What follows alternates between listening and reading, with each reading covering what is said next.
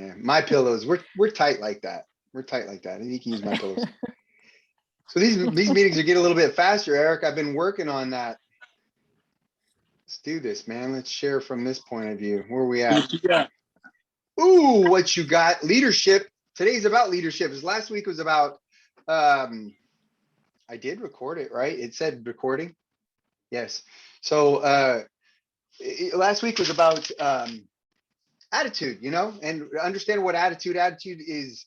It's really just a vibration, and understanding that it's composed of three things. It's your thoughts, your feelings, and your actions. So if you're not taking action toward what it is that you want, there's been an attitude breakdown. You can go back to your thoughts and your feelings and really have a look at them, because when your thoughts and feelings are in harmony with what it is that you want, the action that you take is automatic. And learning how to take that vibration, that feeling, that understanding of what attitude is, and transfer it over to other people is the key to what leadership really is. It's just a transference of vibration, feeling.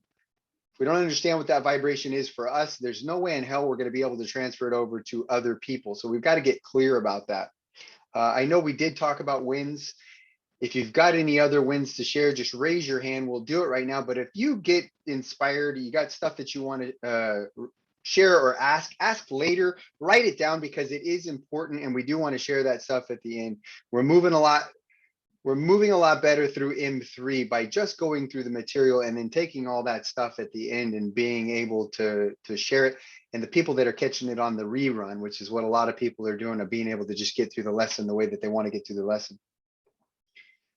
So broadly speaking, there are two types of people in the world. There are leaders and there are followers. Decide at the outset whether you intend to become a leader in your chosen calling or remain a follower. The difference in compensation is vast. It's so true. The follower cannot reasonably expect the compensation to which a leader is entitled, although many followers make the mistake of expecting such pay. It's something that's scooping the world up right now. It's an expectation for something that you're not stepping into the space where that compensation is provided. The law of compensation states it's the need for what you do. Leaders are always going to be in more demand than followers. And your ability to do it and the difficulty there is in replacing it, replacing you, are the only three things that actually govern the law of compensation. So leaders are always going to be in more demand. And so they're going to, it's just naturally going to be that they're compensated more. And we have to decide in the outset if that's something that we want. You don't have to do that. You can be a great follower. You can be an intelligent follower, and you can live a happy life too. But you need to decide what it is. You need to understand what the laws are so that you can be accepting of the outcomes that you've chosen. Leadership, to describe yourself and understand who you are as a leader. If your actions inspire others to dream more, learn more, do more, and become more, then you are a leader. We think that leader is about micromanaging everybody and swatting them around, but it's not. It's really not. The true leader gets inside of somebody and pulls that spirit out of them, that unique spirit it's them. And whether a leader knows they're doing this or not, it's the good leaders being a leader. This is exactly what leaders do. Every business and every organization, from the smallest to the largest, needs a leader. It doesn't matter if you're being a soccer coach. It doesn't matter if you're being a teacher. It doesn't matter if you're being a leader in your chosen field of sales or just your particular subset. Companies are broken down into different areas, which are broken down to sub areas, which every single bit of it needs to be a leader. And we get to make that choice every time. So in order to understand that, and I did say that here, leadership isn't about the direction of people. It's about the development of people. We have to ask ourselves, am I a good leader? Whom and where am I leading? Who am I leading? Is it my family, my business, my community, is my church? What leadership? What is it at this base? And I was just reading my notes there. It's a transference of the feeling that you understand. We need to understand the stick person in order to understand this. And go back to attitude. So the leader has a clear, passionate vision and naturally surrounds themselves with people who believe in that vision. How do we do that? Well, first is understanding what your vision for the future is, and it's being able to attach that to somebody else. Passionate followers follow because they want to, not because they have to. People grind through jobs that they can't stand. You know, Napoleon Hill said, remember, there's no more effort required to aim high in life than there is to accept misery and poverty. What the heck does that mean when you get down to it? There's no more effort required. Like, these people look like they're working a ton, but when people are tapped into the energy of something that they love, the effort is not there. You don't have to have the huge effort to do that because you're in love with it. But when you hate the thing, and you're having to grind against something that you don't want to do, that you don't want to have to happen, it takes a huge effort to do that. That's the difference. Being able to connect an activity, doesn't matter what the activity is. It could be working out. That's a good example. It's still going to be the activity, but how do you direct it toward what it is that you love? How do you, as the leader, get people in sync with that? And remember, we're running from subconscious. That's the emotional mind, 96 to 98% of the time. And that's how we feel. What are you feeling right now? Attitude, thoughts, feeling, and actions. If your feelings are broken down and you're really hating the thing that you're doing, you got to get in tune with that so that you can begin to take those actions. And as a leader, we've got to be able to spot that in others. And we can't direct somebody towards something that they love if we don't even know what it is. How about sales? If you're choosing for the person that you're selling to what it is that you love, it might not be the thing that they love. And it's no different in leadership. It's not until we're able to get together with that person and understand who they are and what they're doing that we can get down into that subconscious mind where they're offering up that and saying, this is what I'm in love with. This is what I want to do with me in my life. And you're like, great. That's why doing this connects with this success or that success. And or on the extreme levels, it's like, man, if you're in chemical sales and you want to be a ballet dancer, you got to get the hell out of here. You're wasting your time. And it's good to find that stuff out and don't be grinding, because you want to be bringing people into your business and what it is that you're doing that are in harmony with that, wanting it. It's good to get to know fast. Find the answer. Don't run from it. I have written down here, leaders are courageous. At times they're the only ones who can see their vision, but they hold the course. Understanding this material is key, because when you have your vision, the only place that your vision is going to be is inside of you. And you must believe in this process, that when you hold your thoughts on this vision and you feel what it's like to have it already, the more that you do that and the more you're in harmony with that, the more that you know and you're confident in the process that it's going to come out. So when this comes around and somebody says, I have no idea what the hell you're talking about and I can't see what it is that you're doing, it doesn't mean you need to stop. It means that you need to hold clear to that, because you're confident in that process and you just need to get clearer about it. You need to get more clear about what you're doing so that you can communicate that to those people. But you're not always going to get the support. Sometimes our closest inner circle members will not be able to see the vision, and we still have to have that courage to move forward regardless, because we believe in this process. It works for every person every time. That's the truth of it. You hold yourself on the vision, you believe in the thing, and it will show up in your life. We all know this, we've experienced it to a certain degree. When we want to step out and do something in a big, big way, we've got to believe in this process. Well, leadership is just a transference of this energy. It may start as a direction, but to be effective, it must move to development. Yes, as an infant, we don't let our kids just crawl around in the street. We have to direct our kids. We're the leaders of our kids. But if somebody comes into your company or your business or what you're doing, whatever it is, they're looking for direction, but it must quickly shift over to development. We must learn to tap into the thing that they really want. So do you want your kids? That's what I have here in the notes. I love this too. Do you want your kids to rely on you 24/7 to make a decision? Because if you're going to continue to make all the decisions for your kids, that's all that you taught them to do. And that could be a frustrating place, but unless we understand what it is, we're never able to correct it. We have to let people suffer through their challenges and then go out there and then correct that behavior. Teach them how to fish. Don't give them fish for the rest of their life. You're not helping them. And that's not the type of people that you want to attract in your business. People think that they've succeeded because they've got a big business and it's running, but their phone is ringing off the hook because every single person that works for them can't make a decision on their own. They're afraid to make a decision on their own because they've trained them to do that. They didn't understand that leadership is about developing people. And it really is that transference of energy, about being able to transfer a feeling over to people, because feeling is what's running us 96 to 98% of the day. And when they're harming to that feeling that I'm about to succeed and my leader is a great leader and he's bringing me to success, we're going to success together. And that's the feeling that just gets people to move forward.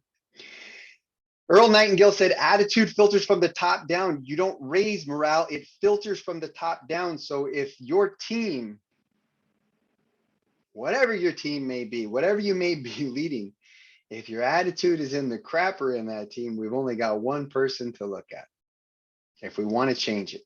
And you hear it so many times from people that say, man, this team sucks, man. You know, they got a blah, blah, blah. We only have one person to blame for that. If there is somebody on that team that doesn't belong there, we need to make the decision as the leader to push them to go elsewhere in their life and develop elsewhere in their life. And those that do want to be there, we need to understand that the way that they feel is a reflection of what we feel. The stick person, as we understand it, it doesn't just apply to us, it applies to our whole group. And that group that we have that we're leading will have a paradigm that believes something in it. Whether you like Tom Brady or not, it doesn't matter. Tom Brady operates from his team perspective that this is the belief that they have about them when they're down, when they're on the field. This is what snaps into play for them. And it's not something that they're consciously choosing to do. At that point, you have something built inside of them that they automatically start to do. This is normal for them. When the going gets tough, they excel. Or what's the other thing? We don't know what to do. It gets really hard. My leader takes off. You know, he gets really negative. We're the ones responsible for building that attitude, that morale. It filters from the top down. Earl Nightingale knew it. Some leaders out there feel that they're being a good leader because, well, what they want to do is get the people to think highly of them as a leader. That's a very limited leader. The goal of the exceptional leader is to get the people to think highly of themselves. When we're self-absorbed or when we're worried about ourselves, we create the belief, we need to create the belief that we are a great leader and be done with it. That's when we're critical of ourselves, we're focused on self and we're focused on what it is that's lacking in us. It doesn't matter if you stand up to give a speech or if you're just trying to lead somebody. If the whole time all you're trying to do is get that person to think highly of you as a leader, you're not in any position to help them because we're completely self-absorbed at that point. The moment you build that belief in yourself that I am a good leader and I have a great vision and I just know that, then we can fully 100% put our thoughts on the person that's in front of us. How do I help them? What are they telling me? And you're really able to hear that. What is success for them? And when you can do that, that's what gets the people to think highly of themselves. So that's the big key, the big difference between the small shift that people go, I'm going to get somebody to worship me. Gosh, we've seen this. You know, it's funny that I just think about this right now, but we've seen this in the fitness world so much. You know, some of the leaders in our fitness world just get into a perspective where they want people to worship them, to think highly of them as a leader, and they don't ever get too far. It's not that good of a deal. It's not until we can get those people to really believe in themselves. And we can't do that until we believe in ourselves. So most great leaders begin in the capacity of followers. There's no shame in being a follower. As a matter of fact, when you choose to be a follower, be a damn good one. They became great leaders because they were intelligent followers. With few exceptions, the person who cannot follow a leader intelligently cannot become an efficient leader. And remember, as a follower, there's this wonderful Goldilocks zone that we have to get ourselves into. On one side of the Goldilocks zone is I can't do this. I can't learn this stuff. I'm not able. And so no information can get into a person like that. You have to just get past that and understand that you can learn anything. You're a learning machine like anybody else, and your mind is the same mind as everybody else's. You might have it programmed a little bit differently, so the way that things come in for you, but you have the same wonderful thing as everybody else, so you can do it. Now, on the other side of the Goldilocks zone is that I already know. We've met plenty of people like that, and they show up and they say, hey, I really need some help. Yeah, I already know that. Nah, you know, you can't get crap in there either.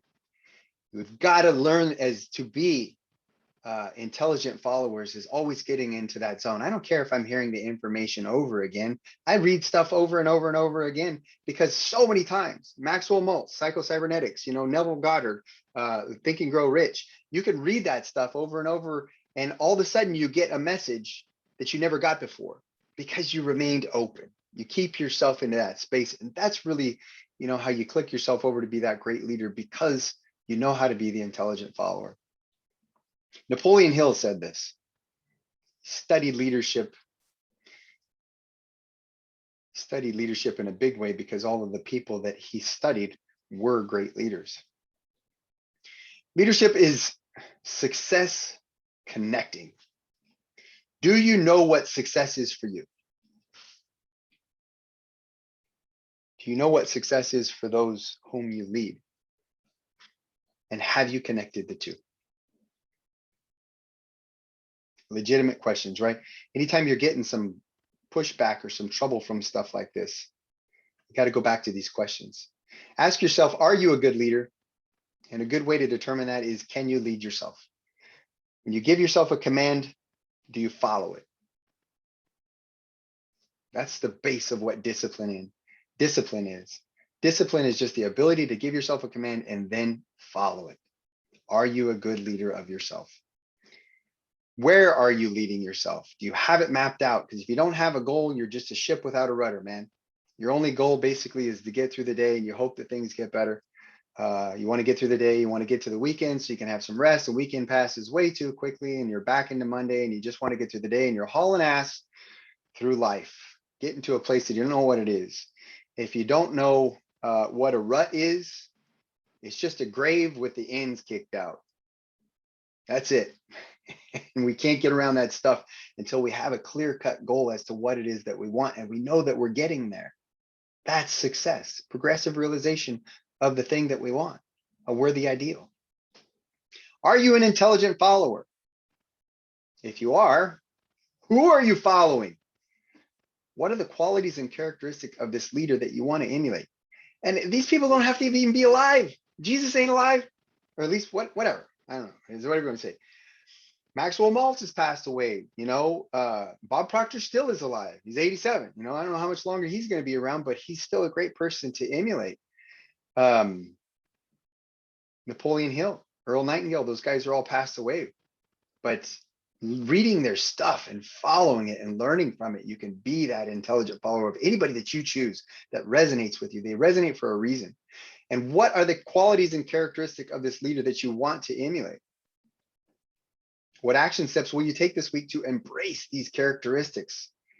Now is the time. Why I wear a wristwatch? Because time's always the same. It's now. You find somebody that you like, you get down to that point, you say, what is it that I like about them? And what is it that I want to take over from that? And start adding to my life. You're not going to be them. You're always going to be the unique you, but you can take wonderful characteristics from people that get them good results, and you can apply it to your life. If they can do it, you can do it. What action steps will you take this week to embrace these characteristics? How can you be a better follower? And what action steps will you take to prepare you to be a leader? When you think of yourself a leader, how would you describe yourself as a leader?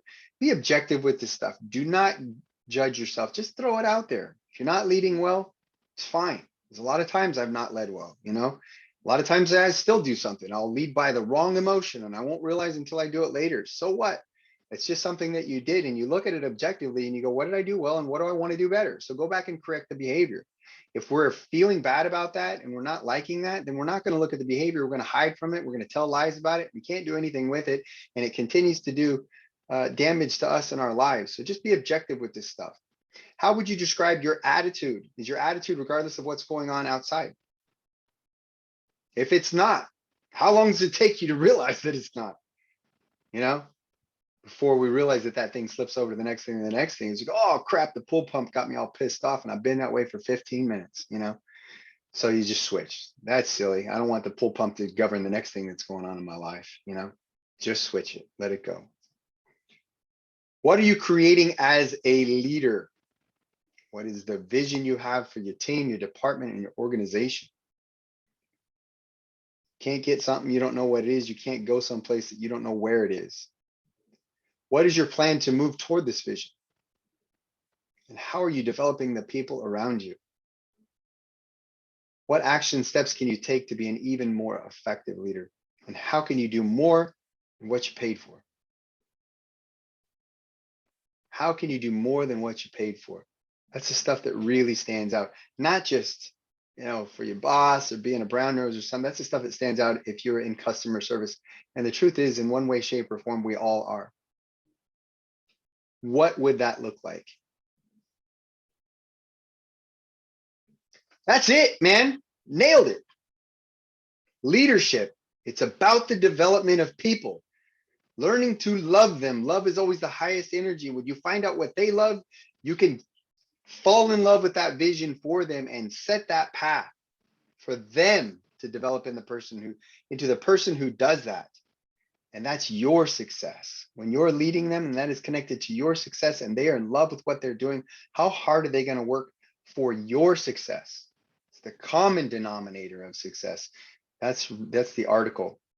It's still on my bookmarker.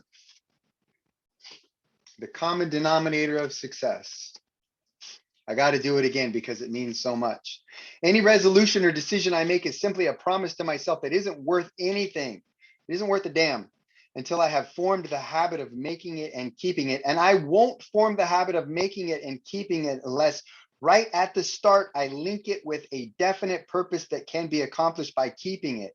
Any resolution or decision I make today has to be made again tomorrow, and it not only has to be made each day, it has to be kept each day. For if I miss one day in the making or keeping it, I've got to begin again. But if I continue the process of making it each morning and keeping it each day, I will finally wake up some morning, a different person in a different world, and I will wonder what has happened to me and the world I live in. My resolution or decision has become a habit. I don't have to make it anymore. It is a part of me and my world. And that's from the common denominator of success. That's an amazing article. Albert Ian Gray wrote that, and he was really trying to break down what the heck is just boil it down to the simple stuff of what successful people do and what successful people do that they don't even know that they're doing. And first off, in order to succeed, they had to tie something that they wanted to the process of getting it. You had to think about it. If you work out enough, you're going to get the results that you want in fitness, right? But you've got to link it to that, because when you link working out to, oh, this sucks, I'm tired, I hate it, I hate workouts, I'm not going to do very good, I'm going to be out. That's not what you want. We're messing our mind up right then and there. If you say, I want to go out there and I want to do this next thing, oh, it's going to be a drag. I can't talk to that person. I can't do that. We're going to have the wrong questions. I'm going to look stupid in front of that's not what you want. You want to get involved with, these are the steps to get my dream. And what does it feel like to have that dream? It doesn't matter. You just go out there and you take the action, you get the feedback, and then you just course correct. That's all that you're going to do. You just keep getting the feedback. If you take the action enough, you're going to get that big dream. How do you feel at night after you took action toward your dream? How do you feel throughout your day when you're taking consecutive action toward your dream? You feel great. Good. Fall in love with that. That's the key. Set time aside to ask, where am I in relation to my goal? We're done with the first half of 2021. We're actually into the 8th month now, guys. It's flying by. Bob Proctor says, if you think life's going by fast now in your 20s, your 30s, your 40s, you have no idea what it's like in your 60s, 70s, and 80s. If you want to do something, the only thing you've got is now. Next week, we're going to go the impression of increase. And we're going to dig deep into the laws of the universe, understanding that giving and receiving are no different. Learning how to put something out there into the world constantly, having that vibration out there of giving in a way that opens up the doors so that your success comes from all over the place, not just through the keyhole. Like, I'm going to give you something, we're going to be trading. I'm going to give you something, you're going to give me that. That's just, oh my gosh, that's so limited. We need to understand how to put something out there into the world, and we all have it that benefits everybody. You know what? I want to share this really fast because I did this, and this is an idea of what the impression of increase is that guy came into the room and he says, you can come, say you're a real estate agent, and you come into the room and you go, hey, does anybody want to buy a house today? Anybody? And nobody raises their hand, crap. He said, but you got to go further. He said, who wants to buy a house in the next week? And maybe still no hands. Who's going to buy a house in the next month? Maybe a couple hands go up. Who's going to buy a house in the next year? Who's going to buy a house, another house, their first house in their lifetime? All of a sudden, all the hands in the room go up, right? And then you answer this question. How do I serve those people? What if I could give you a formula for getting the right house for exactly what you need? I could match that up for exactly what you wanted. I could give you that criteria. So you went into the house buying process, you would have that. You would have that confidence of that right there for you. And I could walk you through a process of doing that. Would that be something that you're interested in? I don't know. I just made that up right there. But being able to serve those people plants that seed. And we all have that ability to do that. So each and every one of those people have that ability to go, you know what? Eric served me. I haven't spoke to Eric in 3 months, 2 months, but I'm about to buy a house and he's the guy I'm thinking of. Jennifer served me. She showed me how to do this thing. She didn't say, I'm going to give you this. You're going to give me 10 bucks. You know, I love how the accent, I just love how that happens, man. That's giving through the keyhole and understanding how to give and open that door up to that point where, you know, just that flood of stuff. You don't even have to be there for that stuff. You can set it up on autopilot. That stuff, the way things are electronically today, that stuff could be going out all the time. Like, man, just go get my stuff. Just drop your email address into it and it will be there for you. You'll have that thing for you all the time. You don't even need to do it. So enough of that being said, we learned how to apply increase in your life so you can stop receiving through the keyhole and you can open the door to all the success that's around you guys. That's it. Leadership. Stop share. Questions, takeaways. It's just us. Eric, you totally got a session. You have to record it. I did record it. And I'll pause it right now. Is that okay? Yep.